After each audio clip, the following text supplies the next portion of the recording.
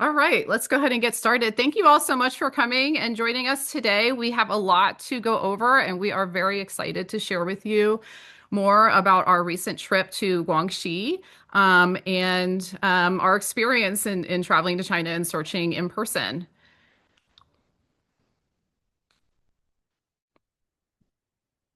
And Cassie, I'll need you to click forward.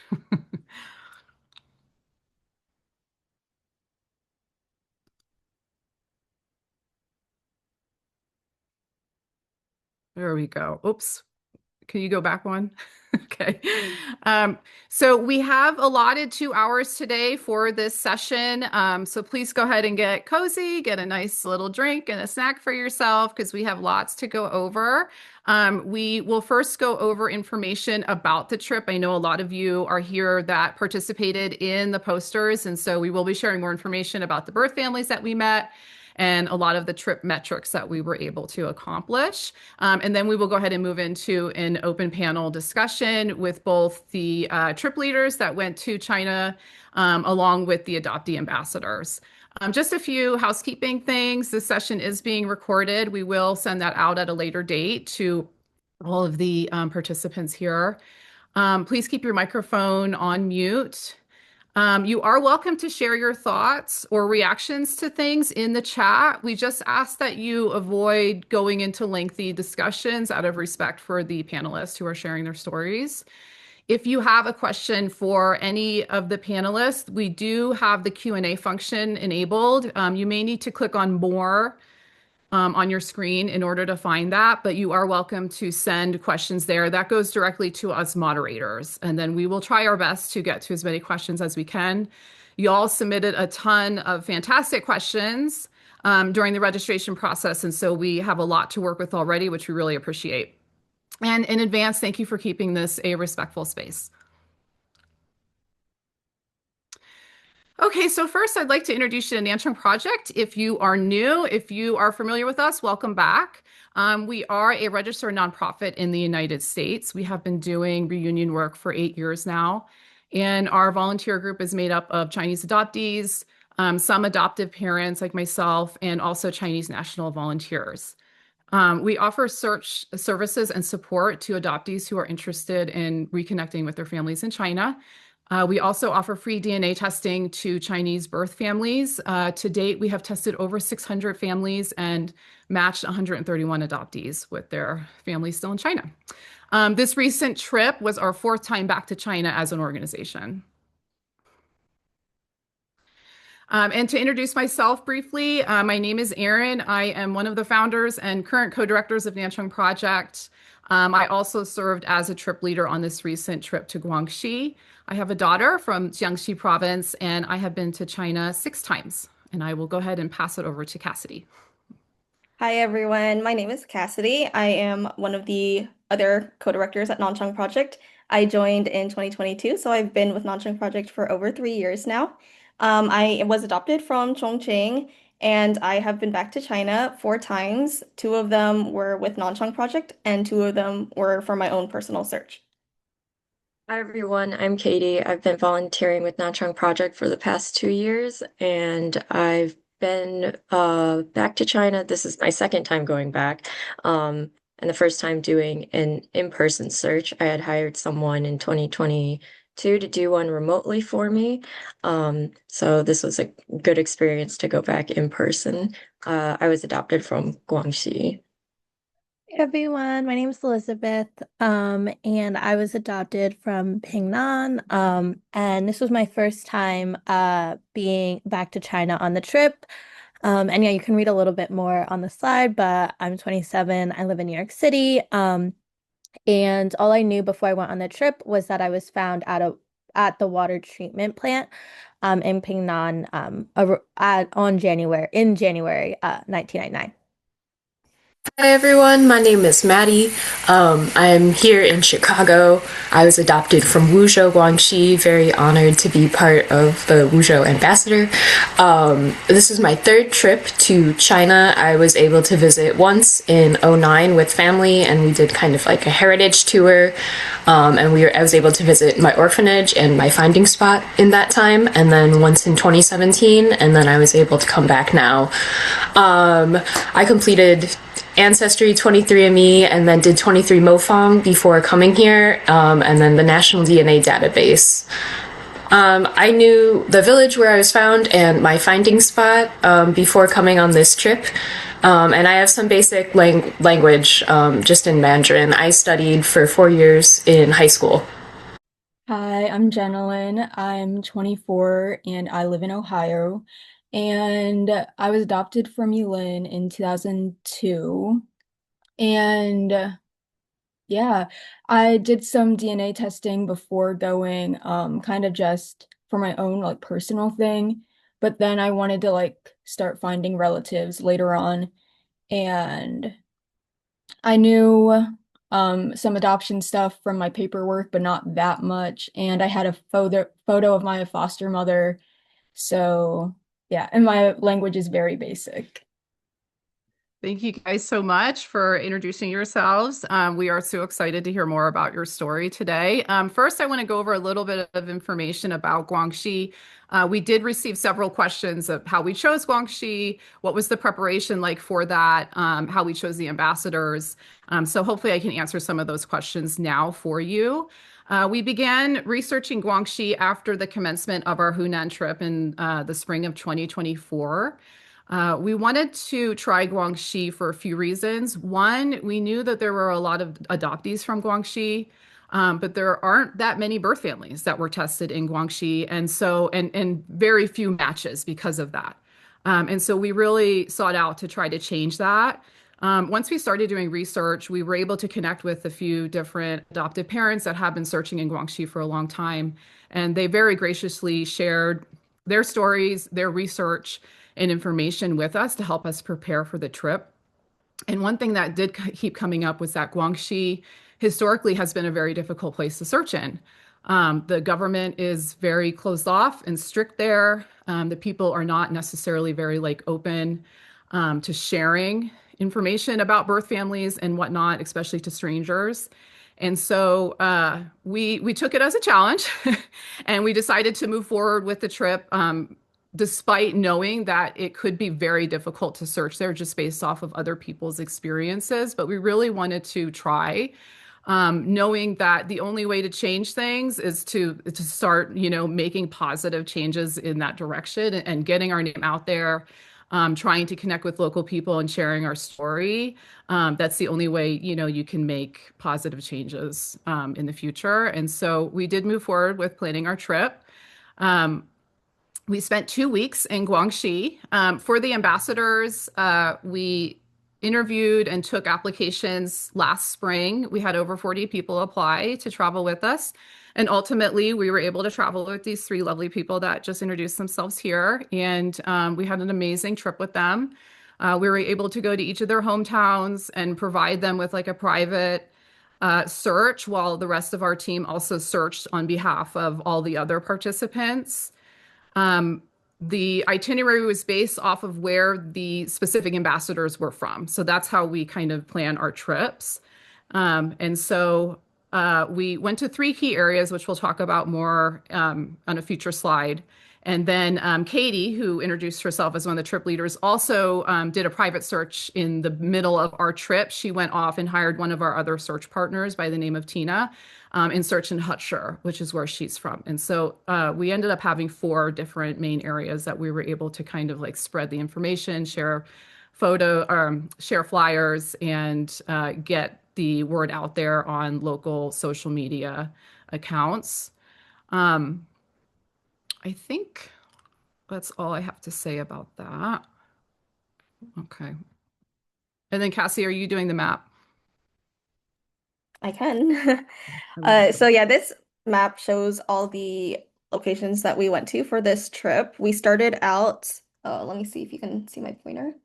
We started out in Guigang here, and Elizabeth is from Pingnan County, so we headed there first so we could help Elizabeth with her search, and we spent a few days there, I think around 4 or 5.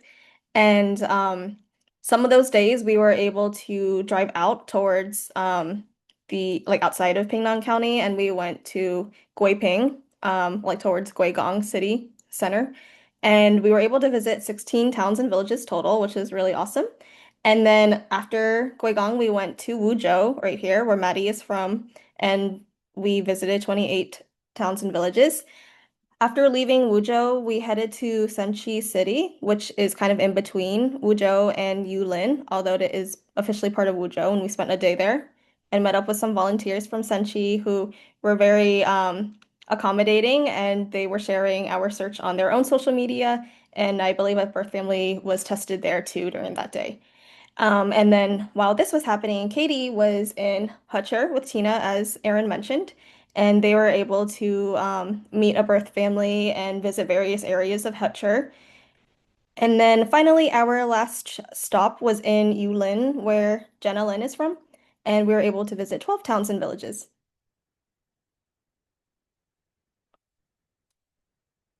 This is an overview of our trip. We spent a total of 13 days searching, and our search days are very long. We're spending at least 8 hours a day searching, going out as often as we can into the countryside to visit villages, or even just like right outside of the city vicinity. We try to do that because that's mostly where the birth families are going to be found.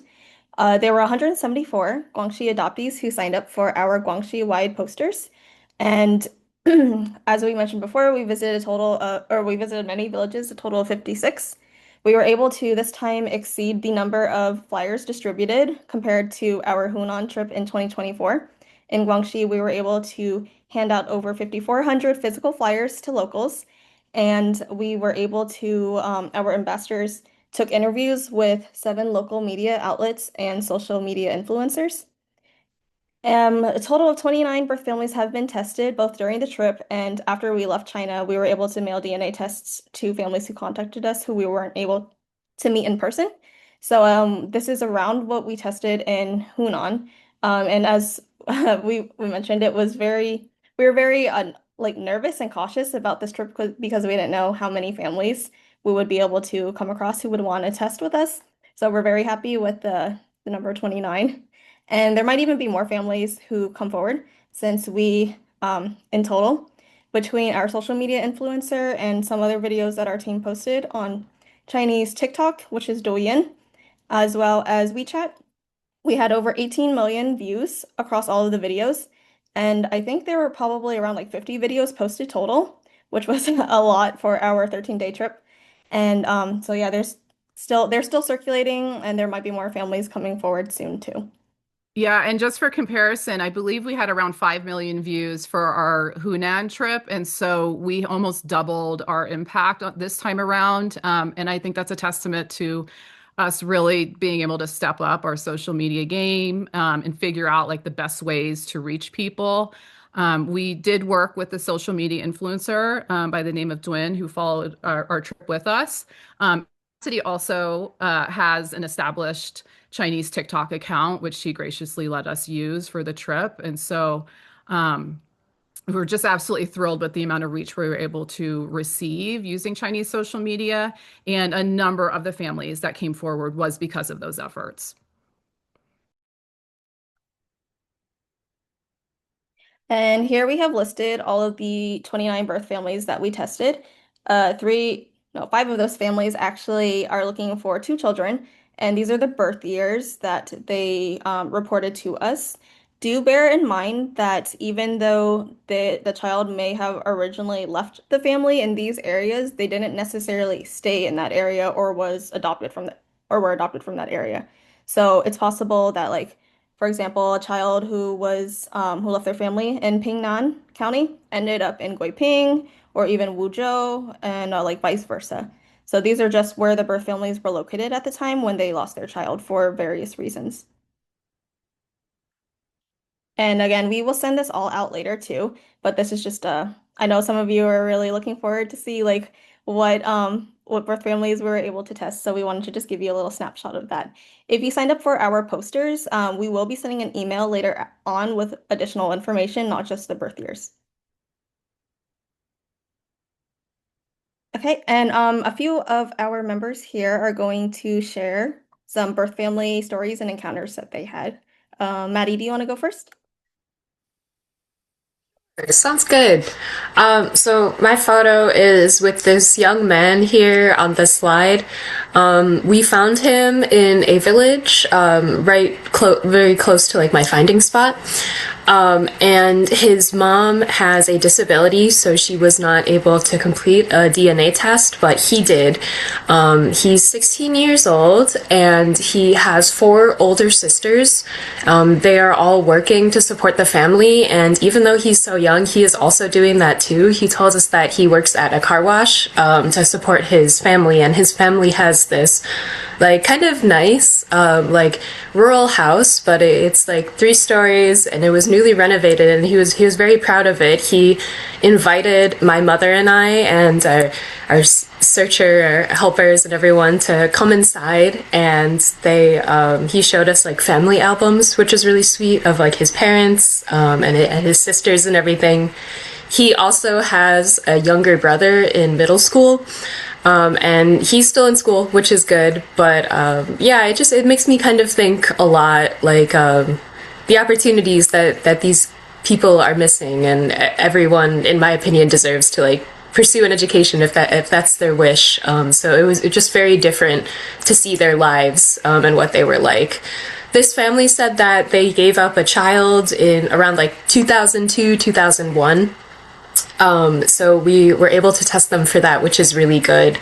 The reason why we did come to this family, though, is that people said the mother looked similar to me, and I learned during this trip that I was born out of like a family that like they weren't really a family. It wasn't like a married couple, and so because they weren't married, the woman had to like give me up essentially, and so we wanted to ask the wife right now, like, oh, like, did you have to give up a child? But because the husband was there, like, it's a little awkward. We couldn't necessarily like ask her that info. So getting anyone's information in that family just felt very important for a lot of reasons. Thank you so much, Maddie. Elizabeth, your photo is the one next to Maddie's. Would you like to go next? Yeah, so this isn't a photo of the actual birth parents because we didn't take a photo with them, unfortunately. But this photo is with one of like the social media influencers slash business people in Pingnan who like put my story out there, which was very kind. But our last day, I did get to meet like these birth parents who had 6 children actually, and they sent away 2 of them. One of them who they have reconnected with because she was domestically adopted. And then one of them they were searching for, she was born actually 2 years before me in 1997.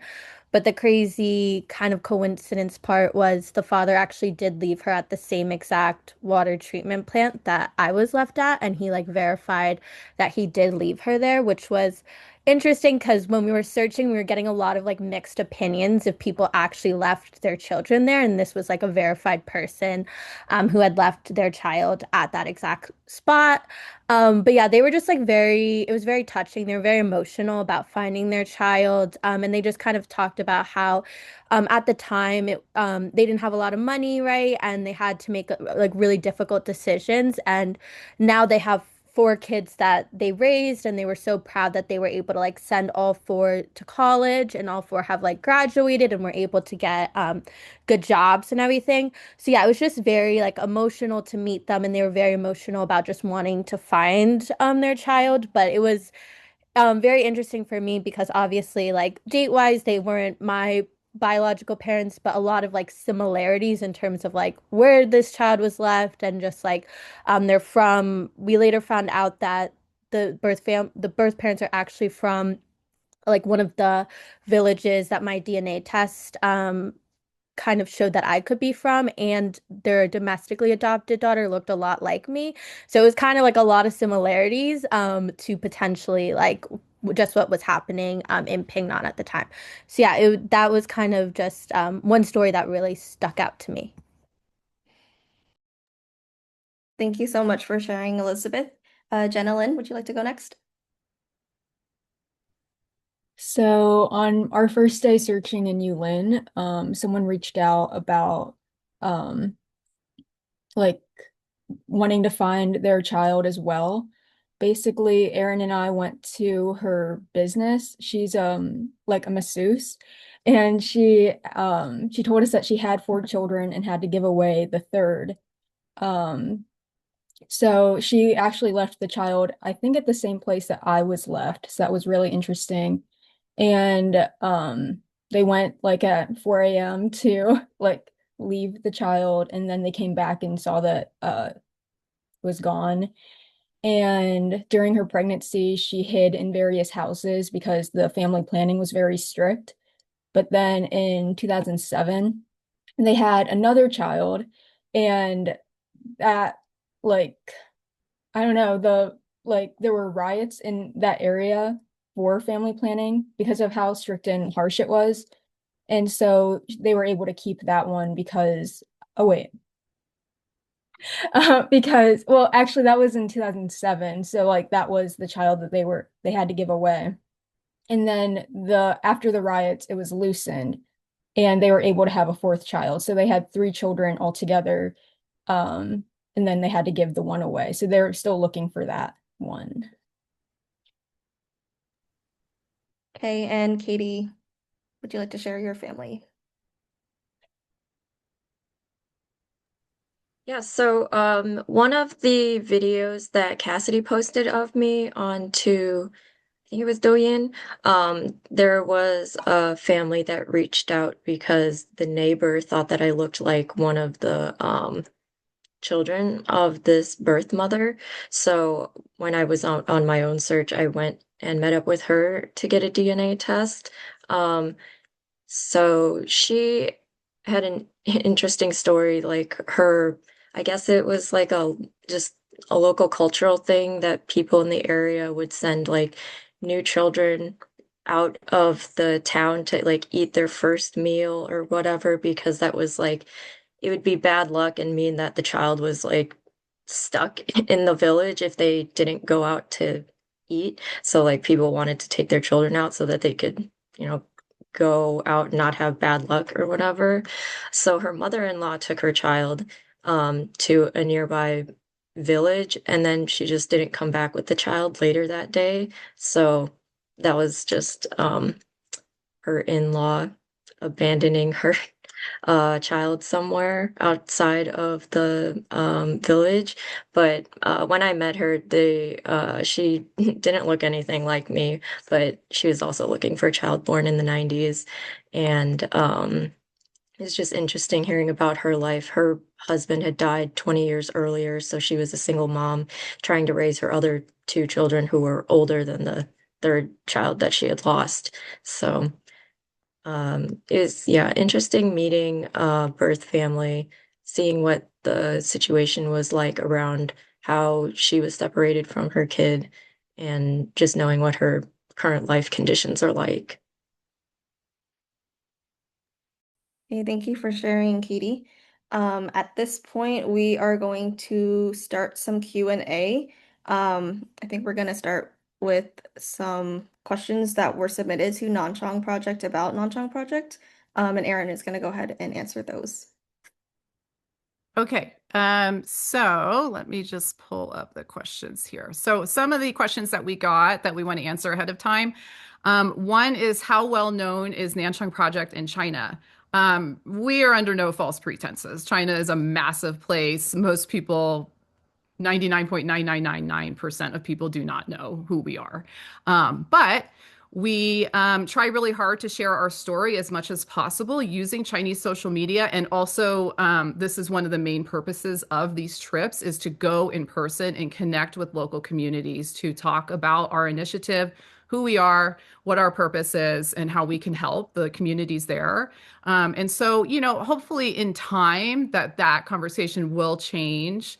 As of right now, there's really only two like fairly well-known entities, in my opinion, in China, and those are Baobei which is Baby Come Home, and the China's National Reunion Database is gaining a lot of popularity with people talking about it and utilizing it. And so those are basically the two like organizations that are like working in reunion that are like truly like well known in China.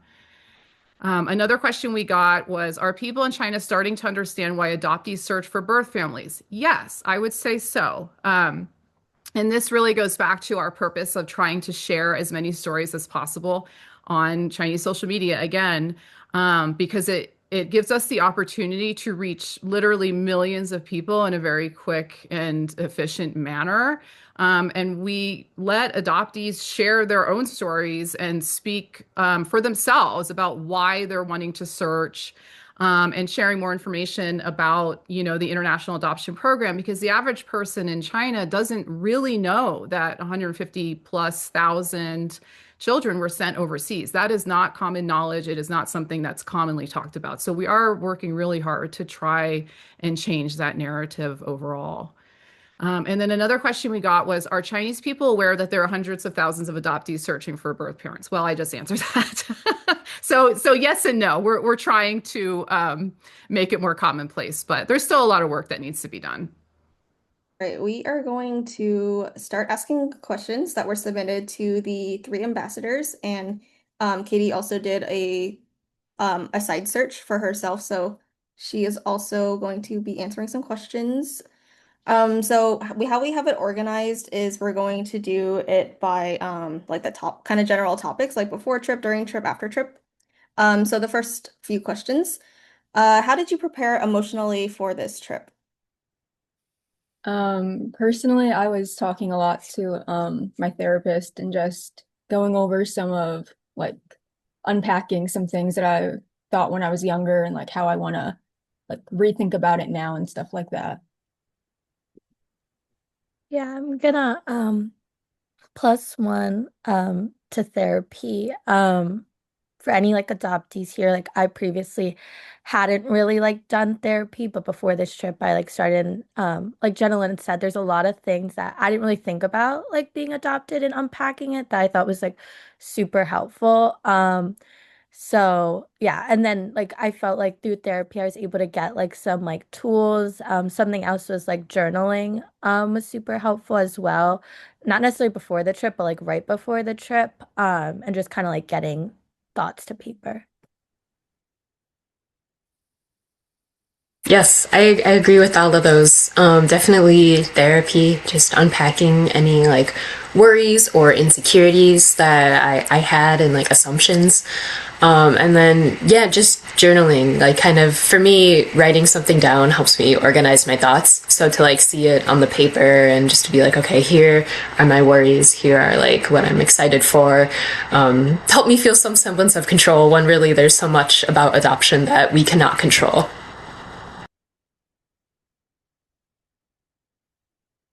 Thank you for sharing. What were your concerns or fears before this trip? For me, I was worried about like general acceptance. I'm like a queer person, just living a queer life in America, and I know that's not always like accepted in China. And so visiting like more rural areas definitely like made me nervous, and it's stopped me before for like reaching out or trying to do search things. But I felt that my want for information surpassed any of those fears. Since it was my first time going back to China, it was kind of just the whole notion of going was kind of a fear. Like I never thought that I would go back, so it was kind of oh, so it was kind of a lot to handle, but it was very worth it, you know. Yeah, I would say, oh, for me, it was more so like the fear of like the unknown, right? Like you don't really know until you know. So I would say that was kind of the main thing. Thank you. Next question we have is, what were your expectations before the trip and how did that differ from your actual experience? I think for me, I mean, I didn't know a lot about my birth family. But I think for me, my biggest assumption was that the one child policy was like one child. So I always assumed like I had one sibling, like it was really one child. But then being there, you meet a lot of people that have multiple children. And you learn a little bit more about the policy was in different areas, restricted different ways, if you were in rural versus urban, depending, like there's so many conditions to family planning that I didn't realize. So I think that was like my biggest assumption that the one child policy was one child. And then being there and meeting the people, I was like, oh, I probably have multiple siblings out there, not just like one like older brother or like one older sibling. So yeah, I would say that was like my biggest assumption going in. I think that's so true for a lot of people, like myself included. Like being raised and being told like, oh, like you were a girl and your family probably got pregnant again and were hoping for a boy, so they gave you away. That's kind of like what I thought, and like everyone calls it the one child policy, but it's like way more complicated than just one child, and that doesn't really encompass everything that it actually like entailed. So I think that it's so like I resonate a lot with what you said, Elizabeth. Like when you go back in person and you hear these stories firsthand and you talk to people who had like a lot of siblings themselves, like you're getting a totally different outlook than what you came into like the process with. I think it's really interesting as well. We, I think we as like Westerners and foreigners view the Chinese government as like a very like strict, harsh thing. Which like yeah, I would agree with that still after visiting China. But like even though the government can be very like strict and rigid, the people, like the common people of China, are actually so nice and so warm, and that really took me by surprise. Like just their hospitality and their like genuine like efforts to help or give you helpful information. That really took me by surprise. Yeah, pretty much anywhere. Like a lot of times, like when we went places and we were talking to locals, they just invited us in to go into their house and sit down and serve us tea. Like we're complete strangers to them, and like they don't know really like what our purpose is for exactly, or like what if like what we're saying isn't even true.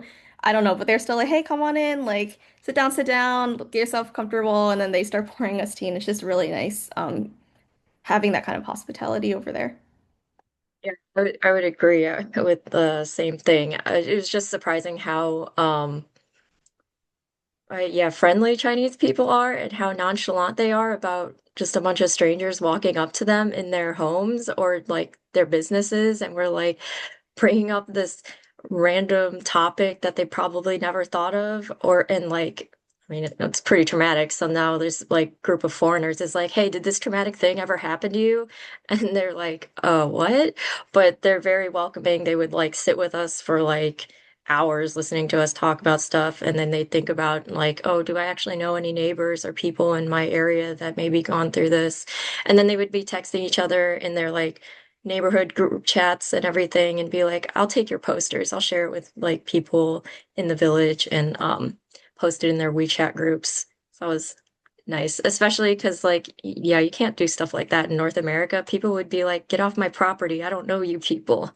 But yeah, we would be out in the villages for like the whole day. And one of the nights we were there it was like after dark and people were still listening to us, even though we were at their doorsteps at nighttime, like being weirdos, but they were still very receptive to like hearing about Nanchang Project's work and like sympathetic to us as adoptees wanting to just reconnect with Chinese culture.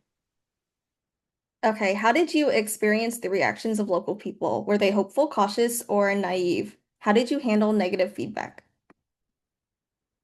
both in person or online? It was kind of a mix of everything, I would say. I think maybe it's just me, but I kind of stick to like the negative side of things, which probably isn't great. But even with negativity, it was almost like um at least we were there and like you saw us. You know what I mean? Like it was evidence that we exist, you know what I mean? Like you can't invalidate our existence kind of thing. So it was a lot, but it was overall, yeah. Yeah, I would agree. It was like a mixed reaction. Like for me, I don't speak like any Chinese, so you kind of are giving a lot of the what's the word I'm looking for? Like a lot of the control to the translator. So like I'm sure there are things people said and it just like was not translated right. Because obviously like you get to know the translators like personally, like Wendy and Michael are incredible searchers. So I think like if someone said something super mean, they would know like human to human, you probably wouldn't want to like hear that. So there definitely were like more so like body language. Like you could tell like certain people like didn't want to talk or like they were like not as open. And then I would say there's a lot of curiosity from people. Like people would ask, especially when I was out with Wendy, like don't these people like have jobs? Like why do they want money? Like they were just like really curious about like why you were back, like looking, like they just were very curious. Because I think the culture is a little different over there from what I understand from the locals, like of people searching domestically. It's a little different than internationally searching. So I think yeah, it's like a mix of both. There definitely were people that were very cautious though, like they didn't want to talk or they're just like, I don't know anything. Or they would say things like nobody in this village like gave up a child, where like there's records that people did. So it was just like interesting. Nobody. So yeah, I think I think not speaking the language somewhat is like a protection because you don't actually know what people are saying really. So like versus like what I was saying earlier, like I probably wouldn't necessarily expose myself to this in the US because people you would understand everything they were saying and it might be like a little like shocking of like what people say, but when you don't speak the language, you're kind of just like leaving it up to the translator to interpret what people are saying. Yeah, certainly. I agree with the mixed range of everything. I would say for online negativity, it felt like the same shenanigans that go on here in the US. Like people are just going to comment and say whatever they're going to say because they're behind a screen and to them maybe it's just like less at stake or whatever. So with those, it was a little easier to like shut out. I would think the most impactful like negativity like or negative response that I got was like when we were out flying in a town and these ladies like physically put their hands over their mouth and like wouldn't look at us when we were trying to like talk to them or give them information. And then when we walked past them again, the people who did take the flyers had like ripped them up. So it was like a very clear like physical display, even though we couldn't understand like a lot of what they were saying with our interpreter. Like they did not want to speak with us. And even though it was like a little like, oh, that hurts, it's also just very disappointing because like that's a missed connection. Like clearly they did know something or something like horrible probably happened, and it's if they genuinely in their hearts like wanted to like find more information, and these people like these adoptees internationally like also wanted to, that's just a misconnection. And I think that's really like unfortunate for everyone involved. And it also made me think of like just the horrors that these people had, like what they had to do and what they had to like go through to survive. I was never like mad or genuinely upset because I think there's a lot of things that people just like don't talk about or bury. And who are we, the foreigners, to be asking them to like share all this deep-seated trauma? For sure. Not to like keep going about it, but it is kind of like I felt more hurt for them that it was something like such a deep secret they had to keep down. Um, just like more empathy for that, I guess. Yeah.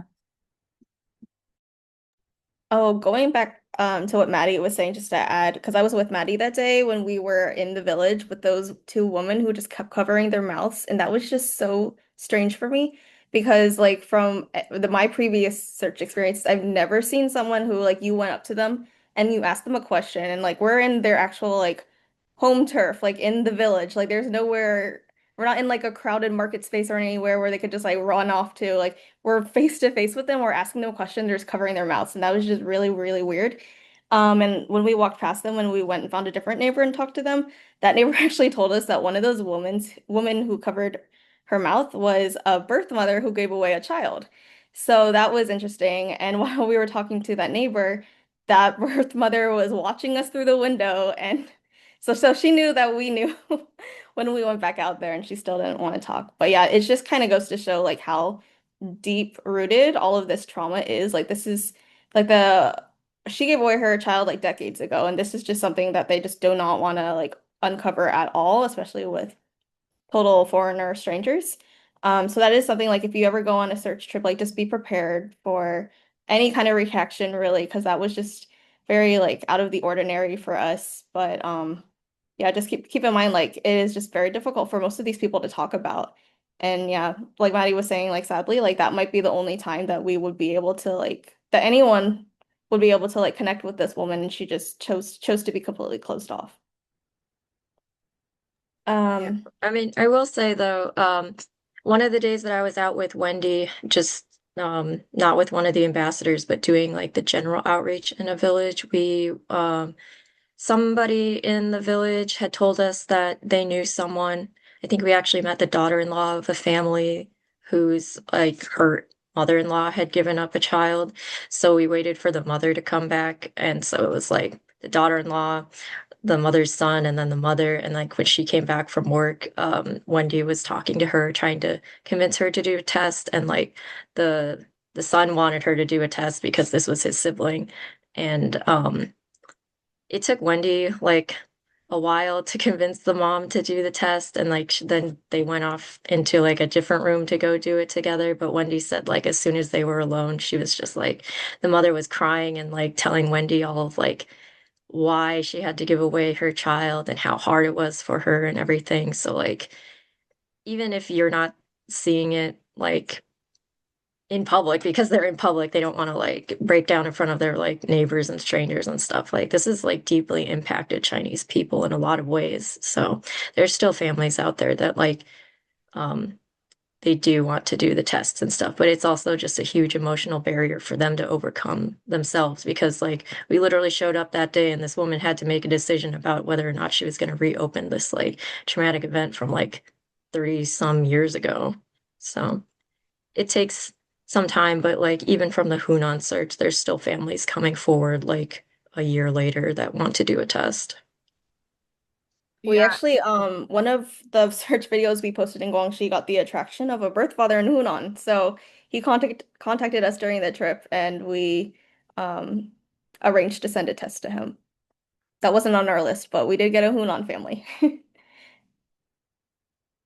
Sorry, Erin, were you gonna say something? Oh, that's okay. I was just going to piggyback on like kind of what Katie was talking about, that, a lot of adoptees are afraid to put themselves out there and do a search, and I completely understand and can empathize with that. The birth families are also very afraid to put themselves out there and come forward and do the DNA search, because they are also very worried, many of them, about rejection. They are also terrified that their adopted child will not recognize them, is how it's kind of said in Chinese.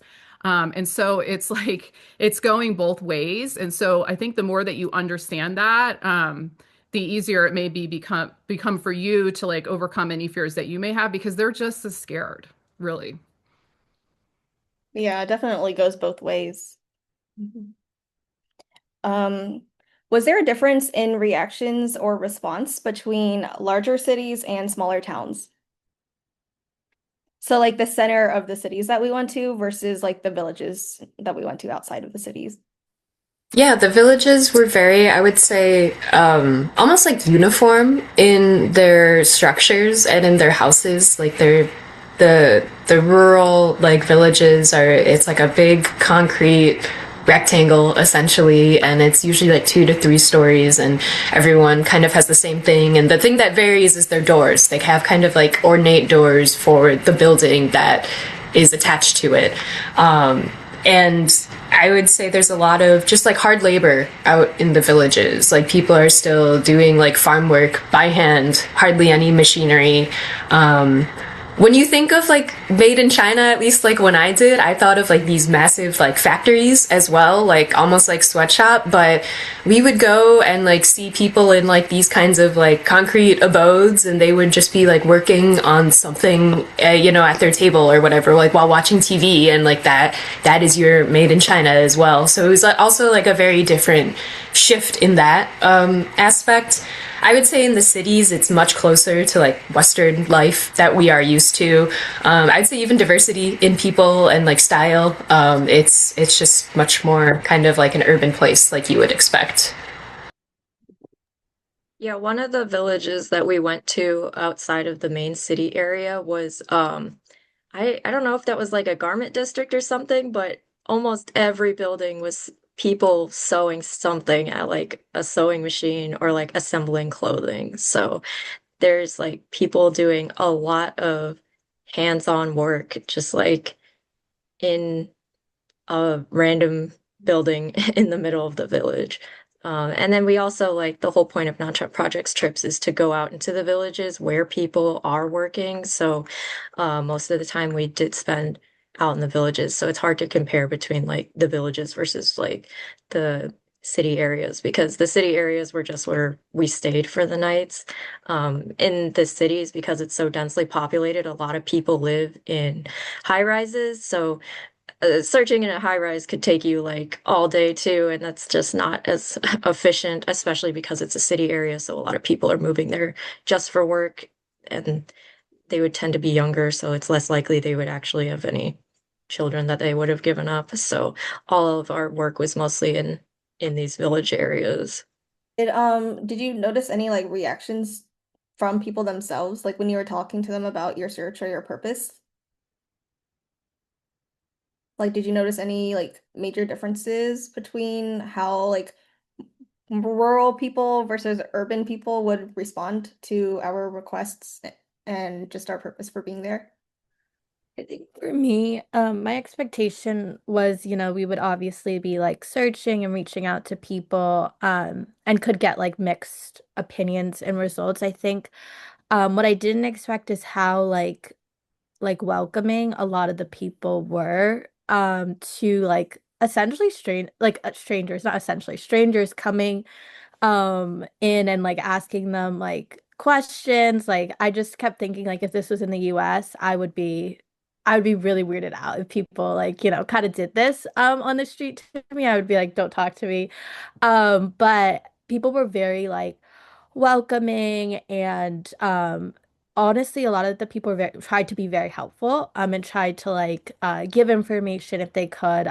So I think that was kind of surprising of how many people were like willing to try to help and everything.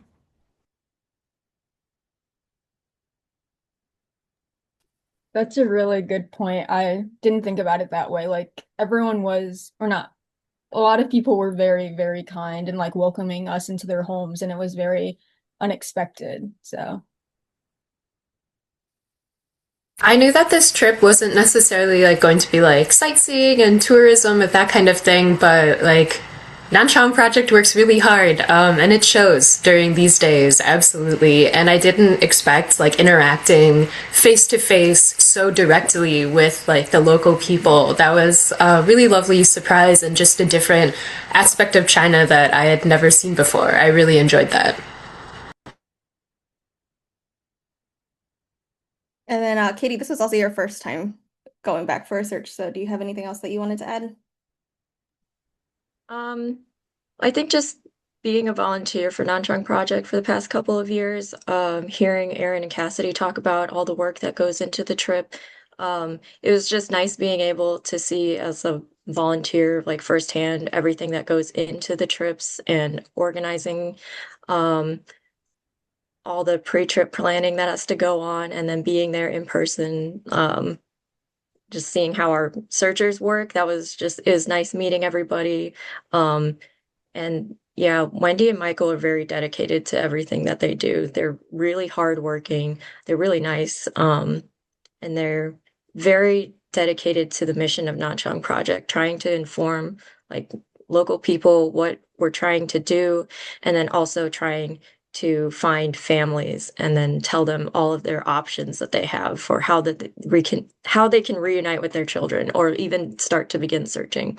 Because like again, a lot of Chinese people don't know that adoptees are looking for them because I think maybe just what it seemed like in Guangxi compared to Hunan, a lot of parents or people in like the 50s and 60s didn't think this was like a possibility for them. They had already preemptively told themselves that this chapter of their lives were closed. So I think being able to see us in person with like adoptive parents and like pictures of our lives in America, they were like, oh, wow, maybe my child is still out there looking for me and answers. So being able to see all of that firsthand was just a good experience. And I'm glad that I was able to um, be involved with that for like myself and then other adoptees who can't go to China in person. Yeah, and I just want to add on to that. Like these trips are really by design through trial and error. Like we have done this multiple times, and so we know exactly what works and what doesn't, to a certain extent. And going in person, having adoptees there in person, along with their white adoptive parents, is a very quick way for us to get attention and to get our point across that like these people really exist. These children were really sent overseas and adopted by foreign families.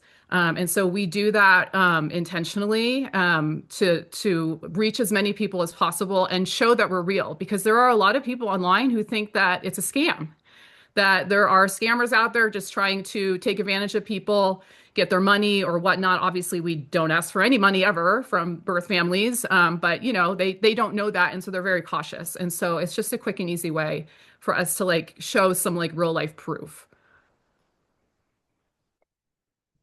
Okay, we received a question from someone in the meeting.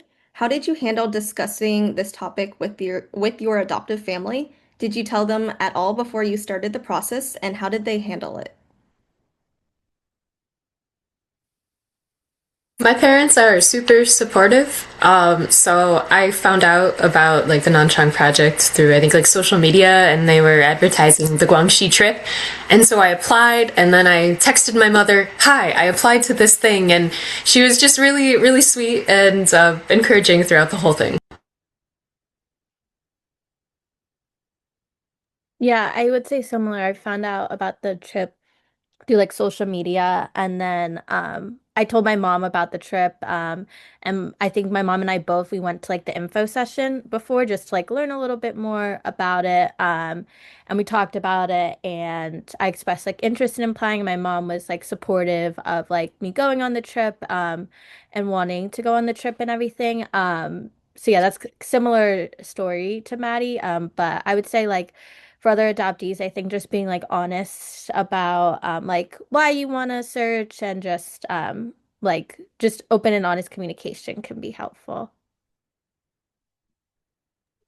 My mom and I were actually planning on going to China for like a touristy like heritage trip as my first time back, and it coincidentally like lined up really well with the Guangxi trip. So we were already gonna be in China. It's like, let's just try this and see if it'll happen. You know what I mean? So very supportive. Thank you so much. And then one more pre-trip question. Did you have any assumptions about the people, culture, or process you were about to encounter in China? As well as like what did you think about your birth story or like your birth family before you went back? Yeah, like Katie said, we didn't search a ton in like the city center as much, so I can't say like any like distinct differences in reactions. But I would say like people in the city, it was easier to like get the message out to like obviously a lot of people versus like in some of the village, we'd have to like go door to door and they wouldn't be home or whatever. So I think logistically it was just harder. We also did like encounter more like older women in like the rural areas that couldn't read, which we didn't encounter as much in the city, like city center. I think like in my experiences, people in the cities are more like hustle and bustle, like they're less wanting to stop and like look at whatever you're trying the paper you're trying to hand them the flyer because they just assume like you're trying to sell something and they don't want that. But if you're able to get them to talk, then sometimes they can give you good information. Like we talked to a lot of people around Elizabeth's finding spot, the water factory, and that I would consider is like more urbanized. And there were some locals who had been living there a long time, and they gave us some very useful information about children being sent to the orphanage there. So that was good. And then I feel like going to the countryside, the people are just more conservative and they're less trusting of outsiders. There's a lot of like not wild dogs. There's a lot of dogs off leashes who kind of like appear more aggressive because they kind of like act like guard dogs running around, like following you and barking, and they seem aggressive. I don't think they would actually attack you, but it's just like just to give you a picture of what it's like in some villages. It's just like more remote, very quiet, a lot of older people. So people are more on edge. And also I think like China's encountering a lot of like scammers. So a lot of people's first instinct to seeing us approaching them is that we might be a scammer, so they're hesitant. So I that from my experience, I have noticed like those kind of differences. Yeah, I will agree. And then it also depends on like in the villages, like you're an outsider going to talk to them, and even our translators are outsiders. They're not from that area, they're not from that village. So it takes um a lot more trust building with them to like understand what you're doing. But once you do, as soon as you get one person that's like invested, then like everybody else feels free to open up and feel like, oh, okay, maybe I'm invested in this too. So that's helpful. Like that's like the benefit of going out to the villages is these people are like, once somebody is like, okay, let me start helping, then everybody in that village like sees eyes on your posters and then hears about your story and then they actually share it with each other.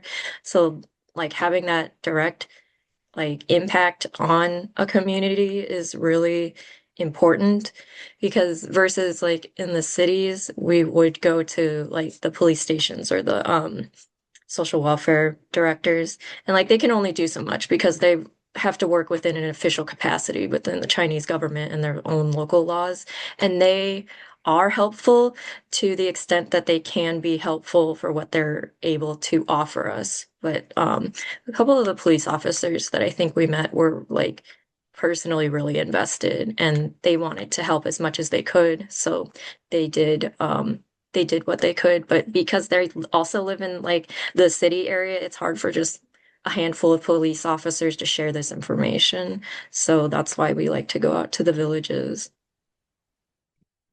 Yeah, that is so true, Katie. If you have a local, especially a resident there that people know and trust, then they are way more likely to open up and talk.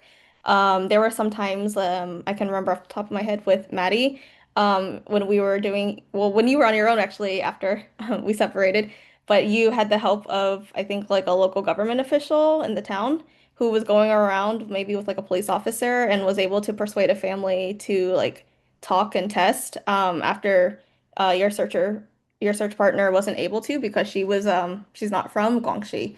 So that was really helpful in your case. But yeah, and then even like people, if they're not from the exact like town or city that you're visiting, if you have a local from like over like Guangxi wide, like from a different part of Guangxi who could speak the Guangxi dialect, that is so helpful too. Just speaking the same dialect as the locals gains their trust.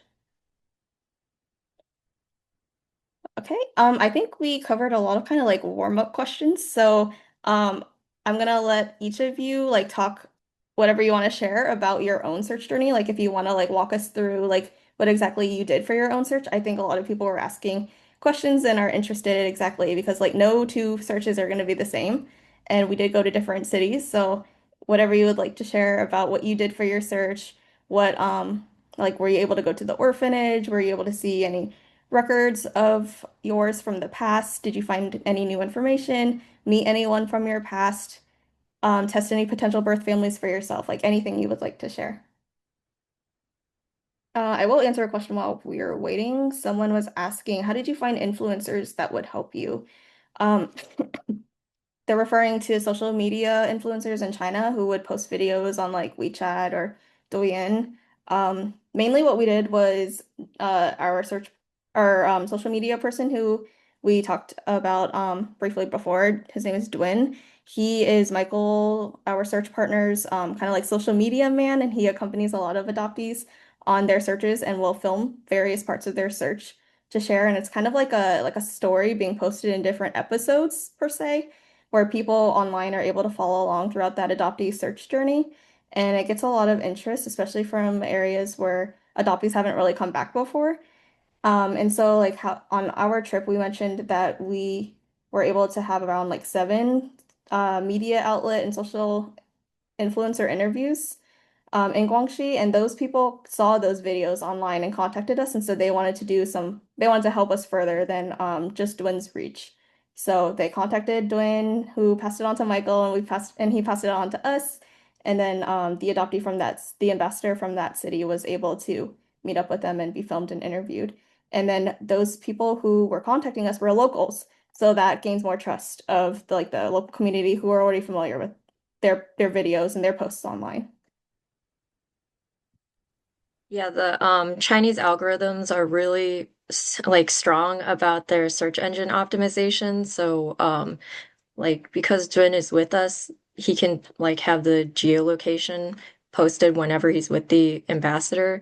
So that reaches out to all the people like in that city and whatever. But then like the local influencers have already built up their audiences that are local and everything. So that's how they also get involved.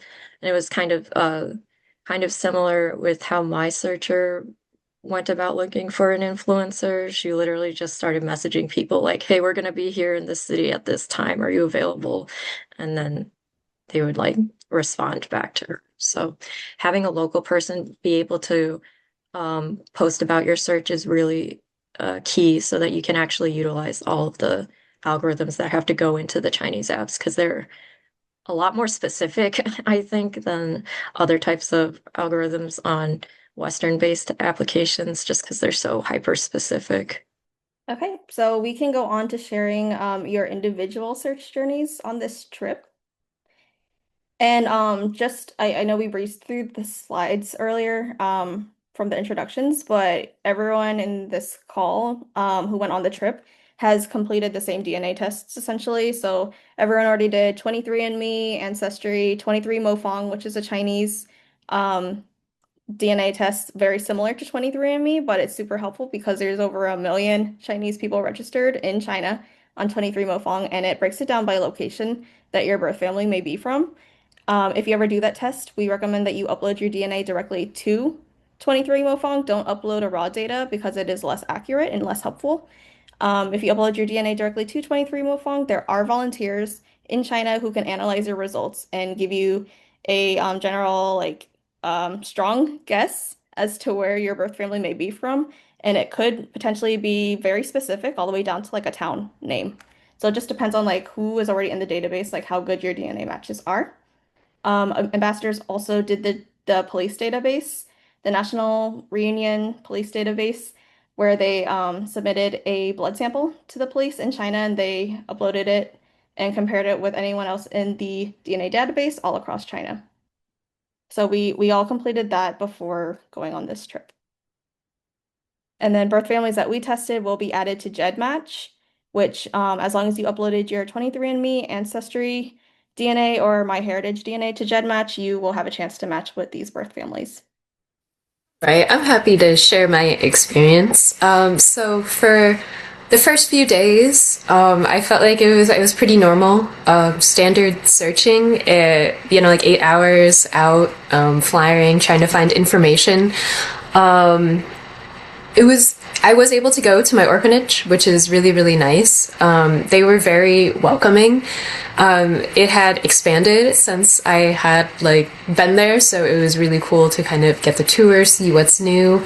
They said they had about 180 children, people under 18 still living there, but then they had over it was about a couple hundred, I think, of just adults or people in the community who aren't as able to take care of themselves, so they housed them there.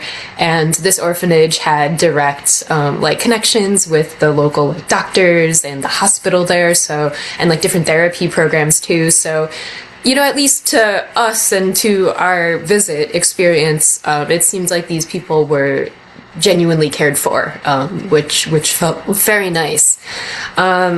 then we went into like a meeting room in this orphanage, and they were able to show me my files, which was really cool. We had seen most of the pages or whatever in my booklet, but there was one more page that we hadn't seen before. So that was really interesting, really cool. And at the end, we took a picture together, and I think this really kind of describes like the Chinese hospitality of it all, because when we went into this meeting room, it was just like this beautiful big table filled with like snacks and like a bunch of oranges. Like it felt very lovely and auspicious in that way. And at the end, they just brought out these like bags and started like dumping all the treats and stuff into it. And they're like, please take this home, like take this with you. And we were just like, this is so much, but they were just so welcoming in that way. It took me by surprise, especially for the orphanage to be so forthcoming with like information and being so warm in that way. I would say like for my like scheduled search time, that was definitely the highlight of what had happened. I think when we had gone out just generally, like I was feeling a little disheartened. Like the group, we would usually split up during the day, so usually it would be the ambassador and like someone from the Nanchang Project and one of our translators going out, doing like a personal search, and then the rest of the group would be with our other translators going to like surrounding villages, just trying to generally flyer for people. And it felt like my personal search in Wuzhou just like wasn't making the right, just like a lot of connections, I guess. I just felt like people just didn't even want to talk or test about anything. So I remember like the night before we had to leave, I was just like feeling really down. I was like in the hotel room kind of like crying and journaling. But then that next day, like this is kind of the thing of like, don't give up, because that next day we only had a half-day search, but we ended up reconnecting with my finder. Or not reconnecting, we just found my finder, I guess. And that was really, really cool. She had messaged our social media guy, Jun, and it seems like she didn't want to really speak to him like over social media. Like he kept asking like, are you available to talk? Like, what's your phone number? And she just didn't want to give out that information. So, but because they were like talking to each other on Douyin, the Chinese TikTok, Jun sent Cassidy like her information or her profile. And so thanks to Cassidy's like stalking sleuth skills, she found that lady's profile and her geotags. And through her geotags, we found the store that she owned.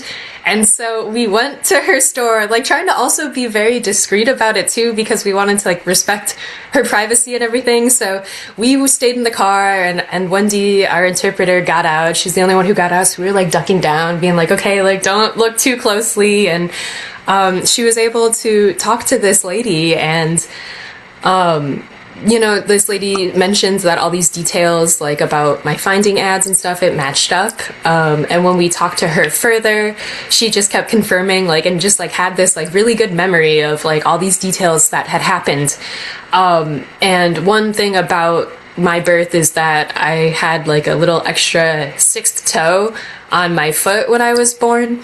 And so she even remembered like what exact toe it was that, you know, I had extra, because I've since gotten it removed. But that was really just like wild to me that, wow, this woman knows all these details. Like I felt like it definitely had to be her, the lady who found me. And her story was that she found me early in the morning by like the market of the town that I'm from, and she was living there at the time. And she had just given birth to a son herself, maybe about like 6 months prior. And so when she found me, she said that I was like crying a lot and my clothes were dirty. So she took me in, she changed my clothes, she breastfed me, and she had every intention of keeping me. But her family had worked for the government at that time, and they ultimately forced her to put me back just because of the one-child policy being so strict.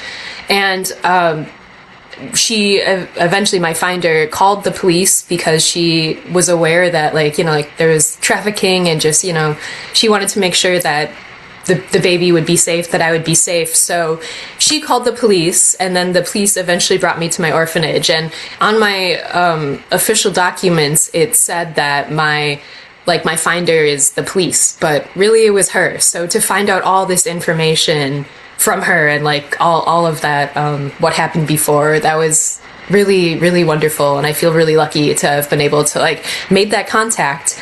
And we spent an extra day in Wuzhou. The group traveled back to, well, they did Shenxi and then they went to Yulin. But we stayed in Wuzhou, and we searched for like an extra day or two with my finder's help. She was so nice enough to join us for this, and it really made a difference because with her help, and then we also had like a local government official who was helping us, and he was so sweet to like drive us around to the different surrounding villages.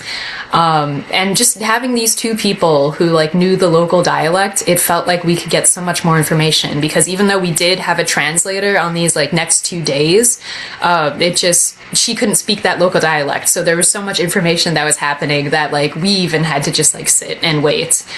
I just also like with the local dialect stuff, like I can speak a little bit of Chinese, like I know vocabulary, I know like some sentence structure, but that's about it.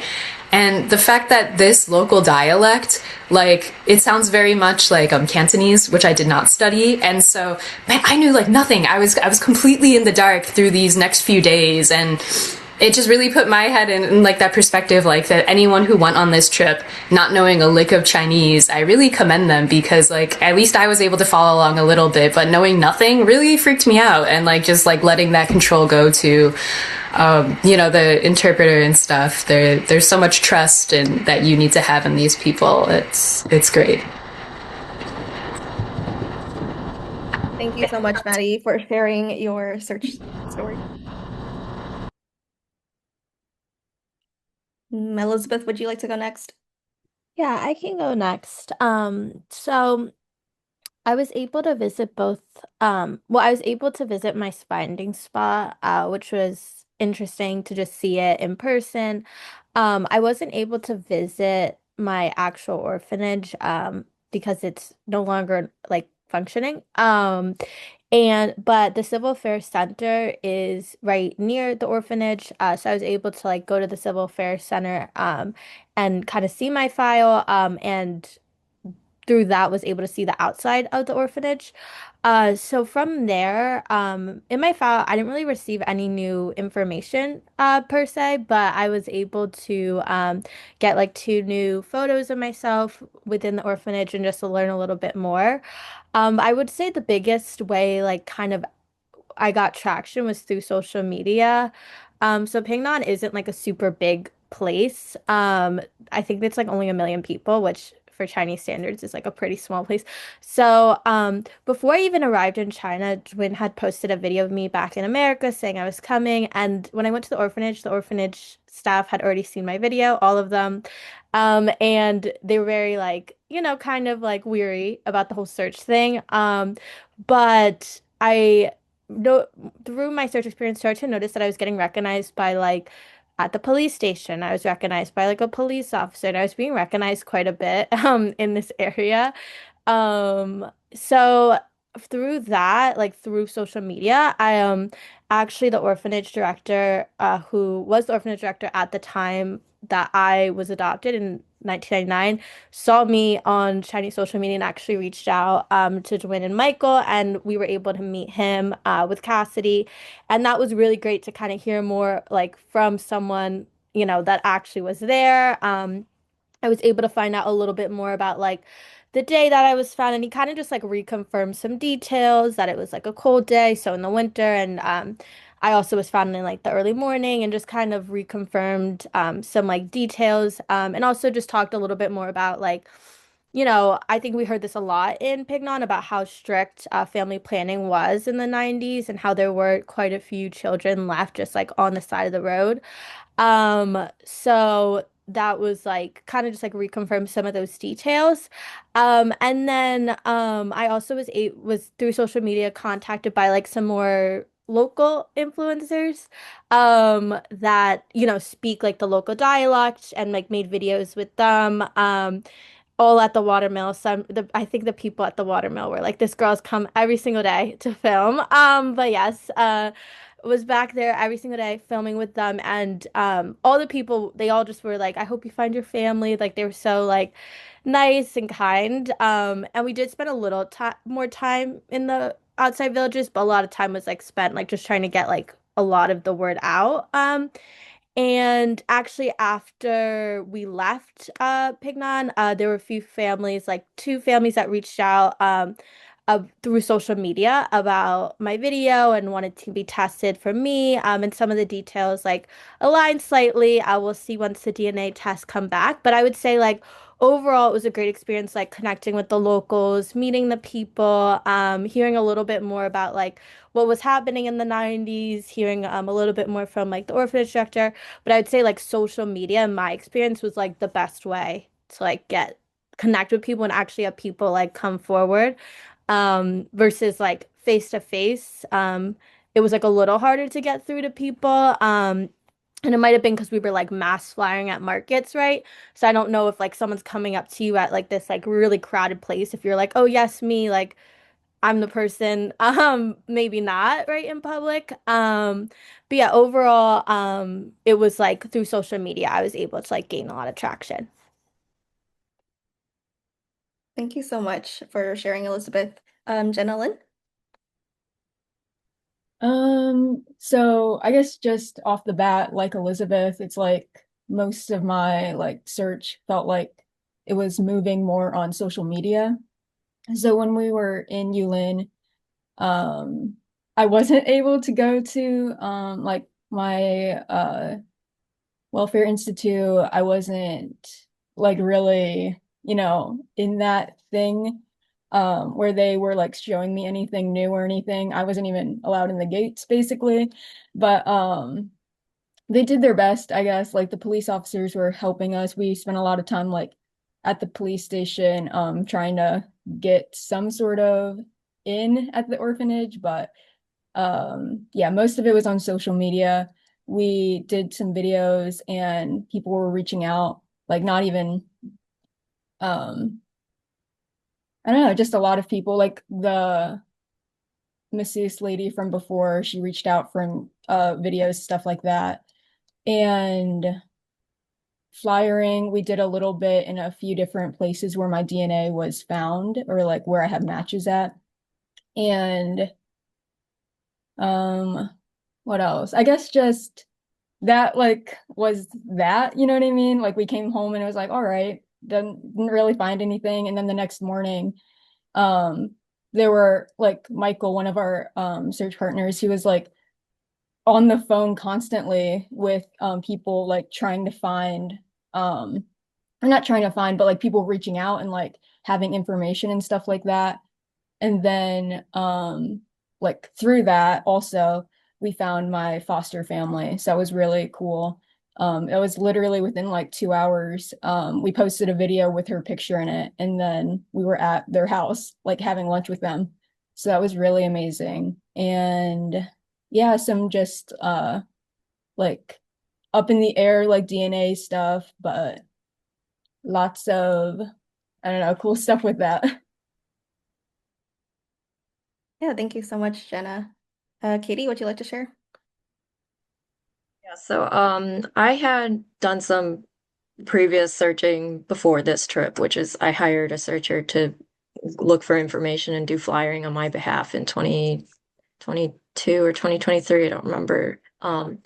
And so she was able to like go to the original social welfare institute that I was at, and she got some more information from those documents that I didn't have previously, and that weren't sent to my US adoption agency. So that information is where I started my search in person. But because I was found on a train line, there was no specific like finding locations. So I kind of just had to work backwards from the first documented place of my existence. And I just went along the train line doing handing out flyers, posting flyers and like the local announcement boards. A local policeman helped too. He drove me and my searcher around to villages and like shared with the village leaders, and the village leaders also shared my posters to everybody all their constituents, I guess.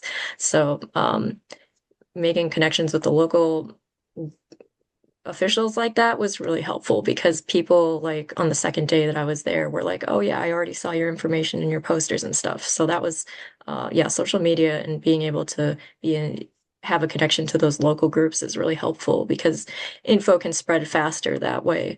So that's mostly what I did for my search, and just generally being in that area was really nice. I'm from the western part of Guangxi, so I was in the mountains mostly, driving up through the mountains. So there's just a lot of nice, pretty scenery to be around, and just um, looking at the areas that people live in. And I think we talked about this a bit in China, but just like going to the places that we're supposedly found from and just being able to see features in other people that are similar to ours for the first time was pretty validating. So I think that was like some of the good value that I got out of going in person on this trip. Thank you so much, all of you, for sharing. Um, what was the most meaningful thing that happened on the trip? Mine is kind of small, but just like this like little connections that I made with people, like just very like inconsequential, but like very meaningful to me. Like there is this one kid that had a little puppy, and I think it was in when we were in Wuzhou, right, Elizabeth? Yeah. And he was just so sweet, and the puppy was like running after him, and it was really cute. And like we were talking with him and stuff, and it was just like, oh, like very nice to see. Mine was definitely meeting my finder. That was just so special, and we exchanged like WeChats. So we're still in contact, and I can't wait to wish her a happy Lunar New Year. To be honest, I'm so grateful, honestly, that like, the more I got to know her, the more her attitude changed. Like, at first, she was just so, like, rightfully so fearful, of just, like, what maybe this meant, like, this, like, connection, talking to people. But then by the end of it, she was eventually, like, giving me a hug and, hoping we stay in contact. And so it was just really, really lovely to, like, try to, like, get to know her more and make that personal connection.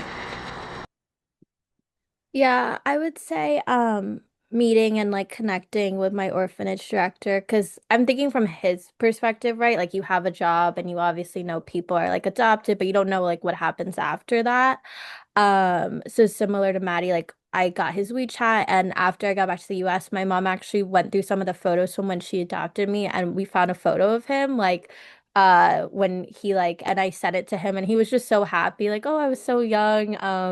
And I think like it was like he was happy to see a photo of him when he was younger. So I think just like beyond that, like meeting like little connections with people like beyond that, like when we went to what was the one village that one day? I can't remember. I think it was Hechi. Maybe. No, wait, that's where Katie's from. Where was the other? Sensi, maybe. We like had all these volunteers, and we got some of their WeChats, and one of them like messages me all the time with just like these really beautiful like videos of like his like paintings and calligraphy, and I'm like, wow, that's so like nice. Like I met you one time, and just like all these things he's making for Lunar New Year, like very like beautiful. So I think it's just nice like being connected with people. I think a lot of adoptees can relate, like sometimes when you're adopted outside of the country you come from, you don't always feel like you have like a cultural connection necessarily, but like really like connected with people. And the fact that they like even after this like still message is like just very kind and nice to like kind of feel connected. So I would say that's like the most meaningful thing, is taking away those like connections and relationships. Thanks so much.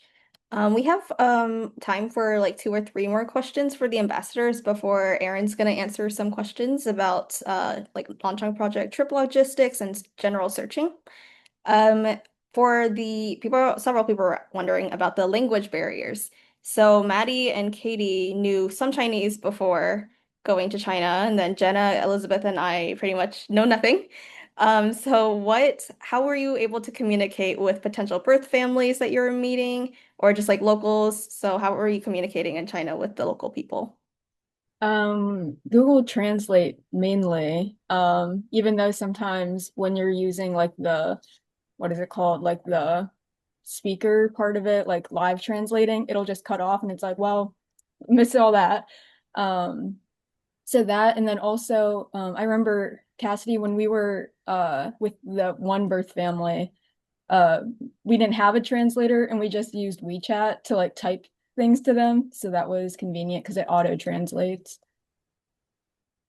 Yeah, Jenna's referring to a birth family who we helped find their daughter, and their daughter is actually on the call right now, as like a viewer, and she had actually applied to be an ambassador for Wuzhou, and then before we were like interviewing, this adoptee submitted their blood to the national database through our assistance program, and it surprisingly matched her family. So when we were there in Wuzhou for Maddi Search and the other Wuzhou adoptees, her family offered to help us do like searching because they're locals and they can, speak the local dialect, and it was really nice. They joined us for 2 days, but they don't speak Chinese. I mean, they don't speak English, and then the volunteer, like myself and the other adoptees and volunteers who were with them that day, didn't speak Chinese either. So we were, Jenna and I, we were kind of like a part of that day, we were stuck without Wendy, the interpreter. So we had to rely on like talking on WeChat and Google Translate. So that was a little bit of a struggle, but that's the reality. So if you don't know Chinese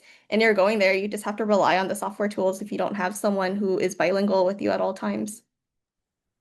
Yeah, I would say you just have to be prepared that like things are gonna take longer, right? Like if you can't like read anything or you can't speak. I know like my mom and I went to try to like order coffee and it was like through an app and I was like trying to point and but like as long as you just like know that, I think like the biggest thing is like locals are confused why you can't speak, like, and they'll try to speak to you. So it's just like you have to be prepared to like write and translate or something like I don't speak. I remember like we were at a shop and this lady was like, "You look Chinese. Why don't you speak?" So I just like showed her my WeChat video and then I think she like got the point. But I think that's like the biggest thing is you just have to be like aware that people are gonna try to speak to you and just like you're gonna have to use a translate and it might take longer and some people might like, you might miss some things, but that's just like par for the course.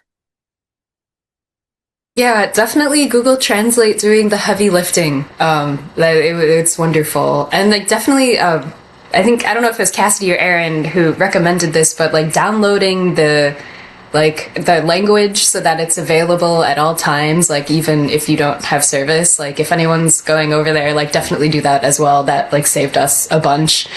I would say like knowing some Chinese, it was really interesting because I was able to like remember and say like, oh, I'm from America or like we're foreigners. So I was at least able to communicate that and then say like this person is looking for family or just something basic like when handing out like a flyer, like please look at this kind of sentence.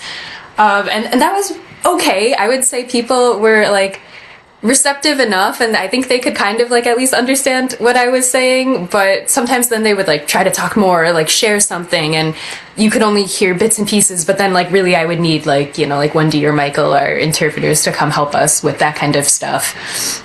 I would say what was fun is like interacting with like people who wanted to practice their English because like I wanted to practice my Chinese honestly. So we met like this really sweet girl in one of the villages outside of Pingnan, and she was in high school. She was like a third year. She's getting ready to go off to college, and she was like really good at her English and just like saying all these things. And so it was really cute just to be able to like exchange like kind of culture in that way. I'll also add some parts of Guangxi, like this, especially the southern and eastern cities of Guangxi that are bordering Guangdong, will not some of them will not speak standard Mandarin in like certain areas, and they'll speak Cantonese. So that was an extra challenge too. So even if you like know Mandarin and you speak that really well, you might struggle too going to these areas because they're not going to be speaking that. They're going to speak Cantonese as well as their local dialect. So that's just also something to keep in mind too, that not even if you are like a really well-versed speaker, you might not be able to like communicate super well either, just depending on where you go. Okay, so looking back, do you feel this search trip was worth it? Why or why not? Has the trip changed your perspective on searching for your own biological relatives? And would you want to go back and do another search?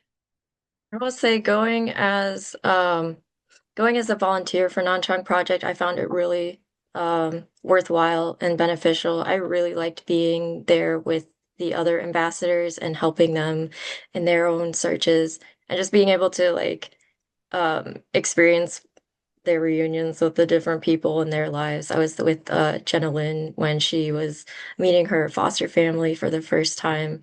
That was really nice. And I do speak really small phrases of Mandarin, so I was able to talk to her foster brother and ask him like, did he have children and whatever. So just like trying to connect more with people like that, and like younger people can some of them can speak English too.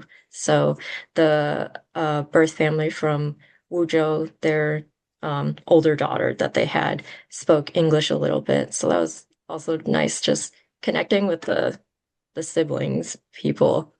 Um, and yeah, just being able to help other adoptees on the whole trip and everything was really fulfilling for me. Yeah, I would say a lot of people, their English in China is a lot better than like my Chinese is. Like they understood more than I understood, vice versa. But I would say it was definitely worth it. And I think for other adoptees on the call, like I definitely, even if you don't want to do a search, like I recommend going back and like seeing like where you're from, like being able to actually like see where I was from was like super valuable to me and like meet the locals and meet the people. And I think the trip didn't necessarily change my perspective on my own search, but I think it gave me more depth to think about like my birth family's experience because I think through the trip we did meet some birth families that either just like didn't want to test or they like were like, no, I actually know where the child is, even though like maybe like 10 minutes ago they didn't know where the child is, but now 10 minutes later they do know where they are and they're living in like China and living this great life and just got married. And so I think it really did like humanize the experience for me personally that like even if my birth family like doesn't necessarily like come to fruition from this trip that there could be many, many, many reasons why that is. And like meeting people that like didn't want to come forward, kind of like, even though they did give up a child, kind of solidified that and like made it more actual, which I think is a little easier to like process as a person. And I think like I'm still to be determined if I think I would want to go back and like just spend a little bit more time in the villages because I didn't get to spend as much time there and like see, but I'll see like what the results show first and then kind of go from there. But I would definitely be opening to going back and like kind of searching some more around and everything. But I think overall like trip was totally worth it. And I think for like anyone on the call kind of thinking about it, I definitely think it's like worthwhile. And you'll like at least learn something about like where you're from, etc., even if you don't like find your birth family like that trip or whatever.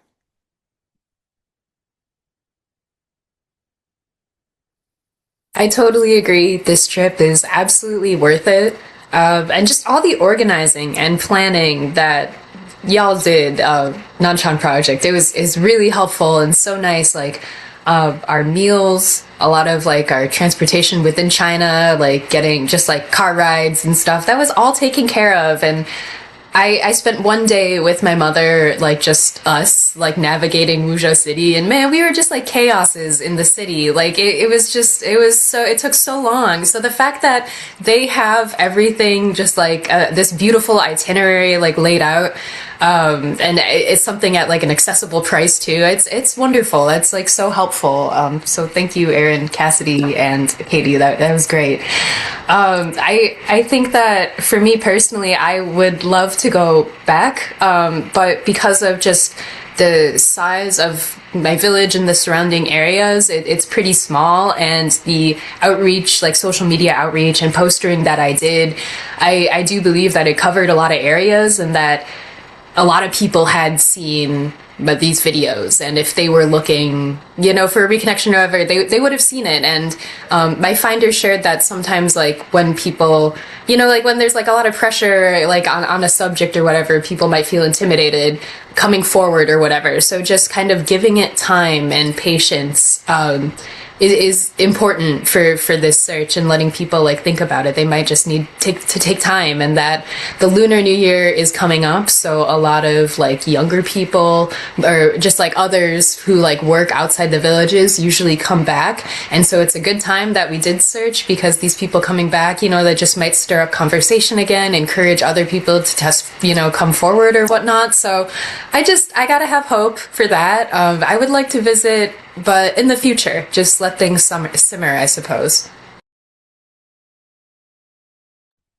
Yeah, like everyone else is saying, it's definitely worth it. I think that that was my first time back, and it was just very eye-opening, and it made me like think more about like where I come from, and like what any like biological relatives, what their lives might be like. When I was younger, it was a very like abstract thing, like, oh, I don't really have like, biological family. So actually being in China and being in like specifically villages or like places where I could have been from, like it's very like I don't know, I guess rewarding. Like I think Katie said, like seeing people and like recognizing features, like that's a very like surreal feeling, but it's very real. You know what I mean? It's a very like this is actually happening, and like it's possible that things will come from the future, like you don't know who is going to see what, and like who's going to reach out next, that kind of thing. Thank you all for sharing. Yeah, and I believe each of you has some birth families who did a test and we're waiting for the results on that. So there is a longer waiting period for each of you, but our fingers are crossed that something positive is going to happen for each of you very soon. Last question I want to ask each of the panelists is there advice you would give to other adoptees preparing for a similar trip? To go back to where they came from and to look for relatives. I think I would just say, like, if you're going back, to just not to like, like trivialize it and be like, oh, just enjoy the trip, but kind of just, enjoy the trip, enjoy the moment, because a lot of like adoption is out of our control. We don't know what other people are going to do. So just explore and have like your eyes open, I guess. Just like, don't like narrow it down too much to like, I need to do this, this, and this. It's like you can just explore and have like immerse yourself in where you come from. I would say just keep an open mind to how life flows in China, to the food, to what you might find, to what you might not find. Just be very receptive to it, and try to come with like an understanding from others' perspectives as well. Yeah, I think my general advice is like don't don't have too many like preconceived notions or ideas of like what's going to happen on the trip, because literally anything could happen while you're there. And then just realizing that like Chinese people are people too. They're humans. They have their own thoughts, ideas, and emotions. And when you're confronting them with something traumatic like this, that they can react any way, and their feelings are also valid in however they react. And I think was something I read from another adoptee, was that like birth parents are being presented with a moment that was really hard for them, and all of a sudden they're being pulled back into that moment that like they were separated from their child, and that's just like the age and the emotion that they went through that. So you can't expect a parent or a person to be like fully emotionally well balanced. It's kind of unreasonable to ask that of like just any random person that you meet, so they can um, react with the full range of emotions that an adoptee will react with.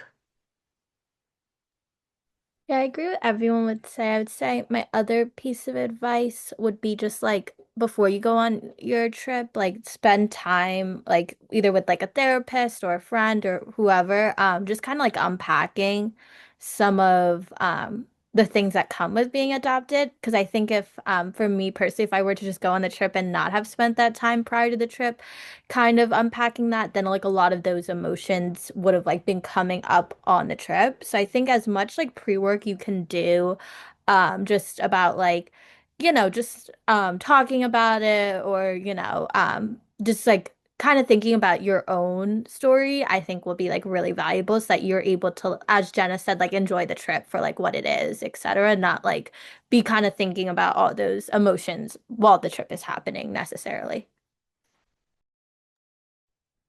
I think all of these are really good pieces of advice. I'd also like to add, and this is what I think everyone here had done a really good job at beforehand, was establishing realistic expectations, just so like to minimize disappointment later.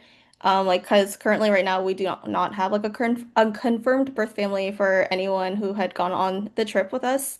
So that there's like a lot of emotion in that, but I think that like all of you, you were able to find someone who knew you from your past. You were able to meet with them on this trip and learn more information about like what you were like or like your early beginnings from prior to your adoption. And I think that's really valuable in itself.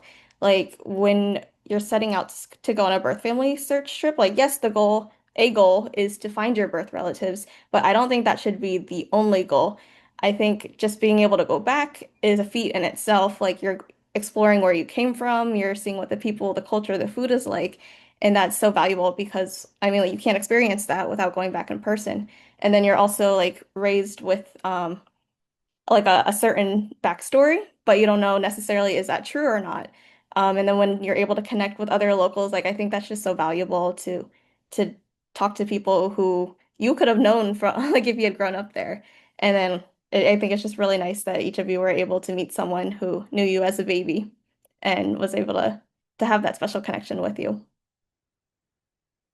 And some of the ambassadors also mentioned that they're still in contact with people from the trip and they're still like receiving pictures and just chatting with them. And I think that's really nice too, because even if you don't find your relatives this first time, if you want to go back later, it's really nice and helpful to establish connections from that area from your first trip and just keep nurturing them. And you never know what could happen in the future.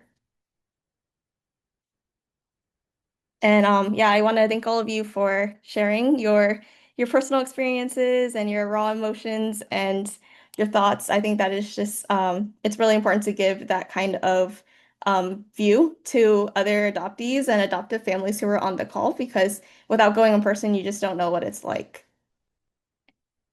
And we have a little bit more time, so Erin is going to answer some questions now about Nanchang Project, search trip logistics, general searching, and then we will announce where Nanchang Project will be going for the next search trip next year. Yeah, thank you guys so much. So you have submitted so many questions. We are going as fast as we can to answer them. We will not be able to get to all of them. I'm just going to be honest with you. We have been trying to text respond to some throughout the event, and then we have flagged a few to answer that were asked multiple times. And so I'm going to try to get to a few of those right now and try to keep us as close to our schedule as possible. There were many people who asked about 23 Mofang. I know that was mentioned earlier. We do recommend that you do the test with 23 Mofang over uploading your results. I know in the past people have uploaded results. I did it for my daughter, but there is another option now, and it is way more accurate. And so we do recommend adoptees utilize it. ICSA, which we will send out a link after this with a comprehensive email with all the information that you need. If you're familiar with the organization ICSA, they have put together a step-by-step process to do this. You use a blood card just like you would for the National Reunion Database. Put a couple drops of your finger prick blood on there, and then you're going to mail it to China. They have someone in China collecting them, who then is sending them to the lab at 23 Mofang.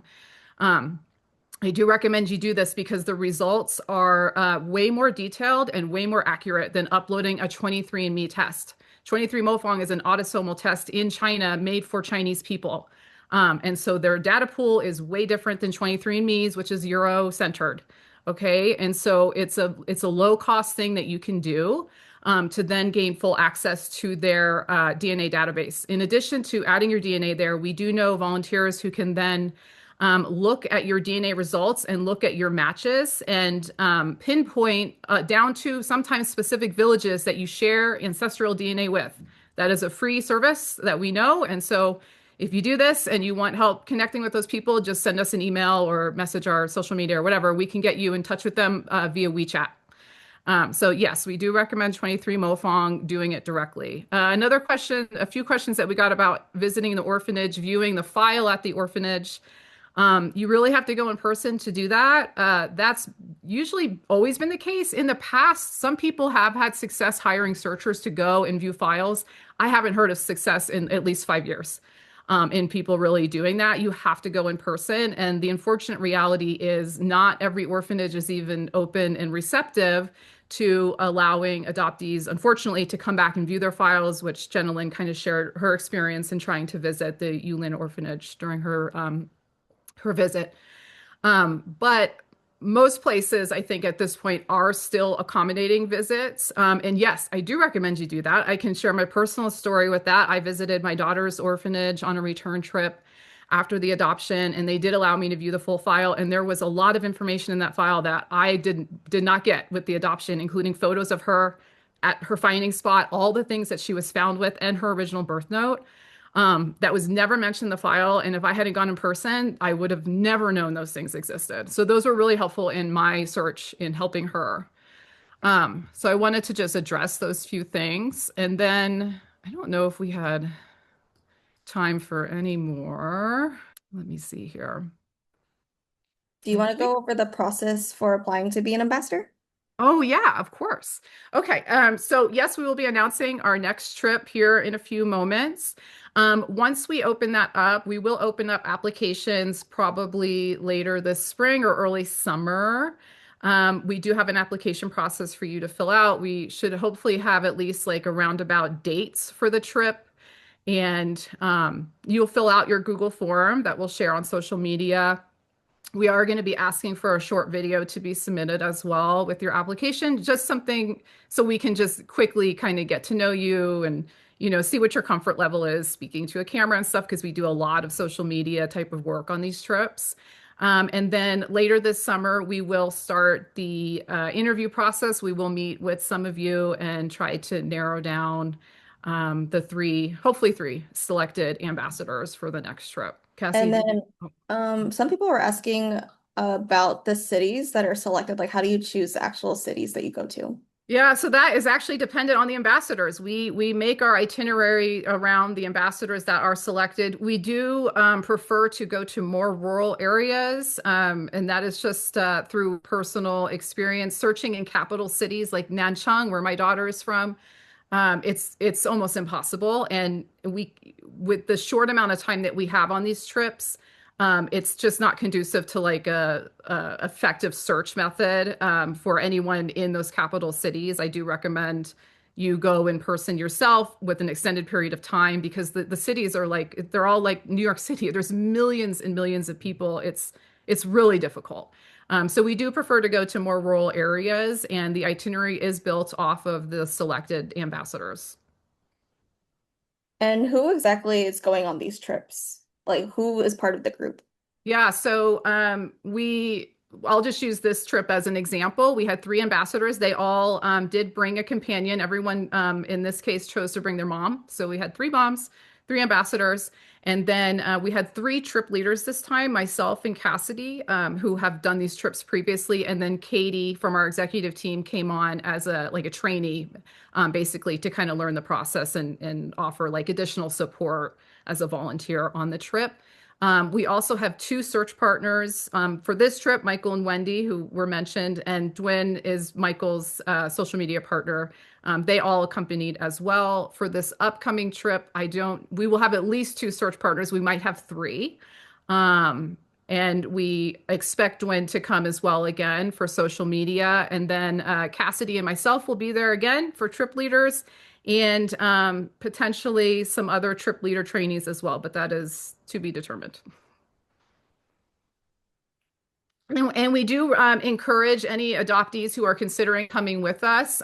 We do recommend that you have a companion in mind that can travel with you, and that's really for your own like mental well-being. These trips are a lot. It's fast-paced. It's overwhelming. You're doing a lot of things every day. You're meeting a lot of people. You're discovering a lot of things.